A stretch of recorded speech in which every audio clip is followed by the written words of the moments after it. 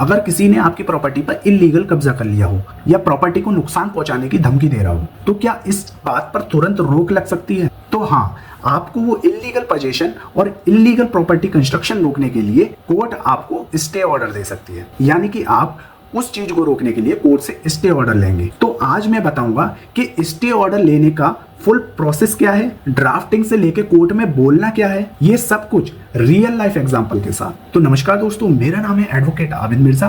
तो चलिए आगे वीडियो इसी को शुरू करते हैं।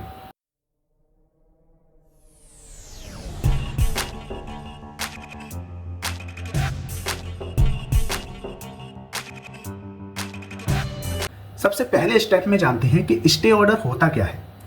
स्टे ऑर्डर यानी कि टेम्परेरी तौर पर रोक लगाना। स्टे ऑर्डर एक इंटरिम ऑर्डर है जो किसी पार्टी को रोकता है, जैसे कंस्ट्रक्शन रोकना, इलीगल पोजेशन रोकना या बेचने से रोकना। अब इसे हम एक रियल लाइफ एग्जांपल के साथ समझते हैं। मान लीजिए कि मिस्टर ए के पास रजिस्ट्री है, ठीक है, यानी कि सेल डीड है। अब उस पर बी जो है इलीगल तरीके से कंस्ट्रक्शन कर रहा है। अब मिस्टर ए को क्या चाहिए? मिस्टर ए को चाहिए स्टे ऑर्डर, ताकि वो इलीगल जो कंस्ट्रक्शन कर रहा है उसको रोक सके। यानी कि कोर्ट का एक टेम्परेरी ऑर्डर, जिससे वो जो इलीगल कंस्ट्रक्शन कर रहा है वो जजमेंट आने तक उस पर रोक लग सके कि उस पर कोई भी इलीगल निर्माण कार्य नहीं होना चाहिए। अब बढ़ते हैं स्टेप 3 की तरफ। स्टेप 3 क्या है? तो सबसे पहले आपको स्टे के लिए एक आवेदन बनाना पड़ेगा। स्टे के लिए सीपीसी के सेक्शन 39 के 1 और 2 के तहत जो है स्टे ऑर्डर मिलता है। अब 1 और 2 है क्या है? ये टेम्परेरी इंजंक्शन की बात करता है और परमानेंट इंजंक्शन की बात करता है। तो टेम्परेरी इंजंक्शन यानी कि स्टे, ओके, यानी कि टेम्परेरी तौर पर स्टे मुझे मिल जाए, ठीक है, वो टेम्परेरी। और परमानेंट क्या है कि जब डिक्री आ जाती है, ठीक है, यानी कि कोई सूट का फाइनल जजमेंट हो जाता है, फाइनल डिक्री आ जाती है, तो उसके बाद जो है वो परमानेंट ऑर्डर जो है कोर्ट का उसको मिलता है एग्जीक्यूशन करने के लिए, तो उसे बोलते हैं परमानेंट इंजंक्शन। तो सबसे पहले आपको करना क्या है कि आपको एक स्टे की एप्लीकेशन लिखनी है। स्टे की एप्लीकेशन आप कैसे लिखेंगे? सबसे पहले आप एक लीगल पेपर लेंगे। लीगल पेपर क्या होता है? वो A4 साइज से थोड़ा बड़ा होता है, ओके, तो उसे बोलते हैं लीगल पेपर। यानी A4 साइज प्लेन पेपर होता है, उससे थोड़ा सा बड़ा पेपर चाहिए, उसे बोलते हैं लीगल पेपर। एप्लीकेशन, सीधी सी बात है, कोर्ट का नेम ऊपर आएगा, फिर उसके बाद जो है पार्टीज नेम आएगा, यानी कि प्लेंटिफ जो हम हैं, ठीक है, या डिफेंडेंट है, ठीक है, तो उसके तहत जो प्लेंटिफ है, प्लेंटिफ ही तो स्टे लेगा।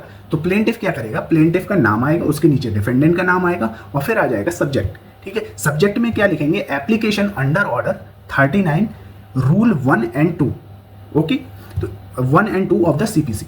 इस तरीके से आपका सब्जेक्ट आ जाएगा और फिर उसके बाद जो है आप अपनी जितनी भी स्टोरी है उसको लिख देंगे।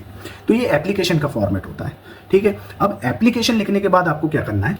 एप्लीकेशन लिखने के बाद आपको एक एफिडेविट लगाना है, ठीक है। एफिडेविट क्या होगा? वो भी लीगल पेपर लेंगे और जो चीज़ आपने उस पर उतारी है वो सेम उस पर उतार देंगे। और शपथ के लिए जो लाइनें होती हैं कि मैं शपथ लेता हूं कि मेरे द्वारा ये जो कथन कहे गए हैं वो सत्य है, ठीक है, और मैं उन पर पूर्ण विश्वास रूप से कहता हूं, ठीक है। बाकी ईश्वर मेरी मदद करे। अगर मेरा कुछ भी कथन इसमें से गलत होता है तो न्यायालय द्वारा मेरे ऊपर उचित कार्रवाई की जा सकती है, और एंड में ईश्वर मेरी मदद करे। इस तरीके से जो है उस पर ओथ ली जाती है, ठीक है, तो उसे बोलते हैं एफिडेविट। एफिडेविट यानी कि शपथ पत्र होता है। एक शपथ लेते हैं कि जो आपने एप्लीकेशन में लिखा है, स्टे एप्लीकेशन में, वो एकदम सही लिखा है, ठीक है, तो उसके लिए आप जो है एफिडेविट लगाएंगे, यानी कि शपथ लेंगे उसकी। तो स्टे लेने के लिए ये 3 चीज़ों की बहुत ज़रूरत होती है, ठीक है। तो पहला तो हो गया एफिडेविट, दूसरा हो गया आपका प्लेंट, ठीक है, जो आपका दावा है, जो आपकी मांग है, वो आप जो है उस पर प्लेंट में लिखेंगे, और तीसरा एक स्टे एप्लीकेशन, ठीक है। ये 3 एप्लीकेशन जो है कोर्ट में सबमिट होती है। अब ये चीज़ हो गई। अब इसको फाइल कैसे करना है दोस्तों? एफिडेविट जो है, एफिडेविट पे 10 रुपये की टिकट लगेगी, स्टे पे जो है वो आपकी 2 रुपये की टिकट लगेगी, और जो आपका प्लेंट है उस पर भी 2 रुपये की टिकट लगेगी। और 2 रुपये की टिकट लग के जो है वो कोर्ट में आप जो है फाइल कर देंगे। और फाइल करने के बाद जो है, तो जब आपकी फाइल कोर्ट में आएगी, कोर्ट में आप जब जज के सामने प्रेजेंट होंगे, तो जज के सामने प्रेजेंट होकर आप अपनी सारी बातें बताएंगे कि मिलॉर्ड, मुझे ये क्यों मिलना चाहिए, इससे मेरा क्या नुकसान होगा, और इससे मेरे क्या क्या जो है मुझे इरिपेरेबल लॉसेस हो सकते हैं, ठीक है, यानी कि जो रिपेयर नहीं हो सकते, यानी कि जो लॉस मुझे हो रहे हैं उसकी रिपेयर नहीं की जा सकती, ठीक है।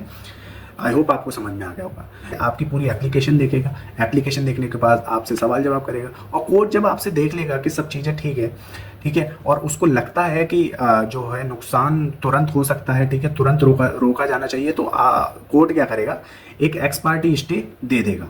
एक्स पार्टी स्टे क्या होता है दोस्तों? एक्स पार्टी मतलब होता है कि एक तरफा, ठीक है, एक तरफा स्टे, ठीक है, यानी कि उसमें डिफेंडेंट को नहीं बुलाया जाएगा, उसमें तुरंत के तुरंत जो है एक्स पार्टी स्टे दे दिया जाएगा, यानी कि बिना सामने वाले को रोके या कोर्ट में बुलाए बिना जो है एक तरफा फैसला कर देना कि भाई जो इस प्रॉपर्टी पर कंस्ट्रक्शन हो रहा है उसको रोका जाए।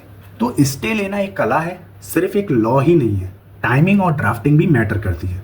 तो अगर आप एक नए वकील हैं या लॉ स्टूडेंट हैं तो आपको ये कोर्ट के काम सीखना बहुत ज़रूरी है, क्योंकि एक लॉयर का, एक सिविल लॉयर का इन चीज़ों से पाला जरूर पड़ता है। तो दोस्तों ये थी स्टे ऑर्डर मिलने तक की पूरी प्रोसेस। तो अगर आपको ये वीडियो पसंद आई है तो चैनल को सब्सक्राइब जरूर कीजिएगा, वीडियो को लाइक जरूर कीजिएगा, और अगर आपका कोई क्वेश्चन है तो उसे कमेंट सेक्शन में जरूर पूछेगा। मैं फुल्ली फ्री जो है लीगल एडवाइस देने के लिए तैयार हूँ। तो मिलते हैं अगली वीडियो में, तब तक के लिए जय हिंद, जय भारत।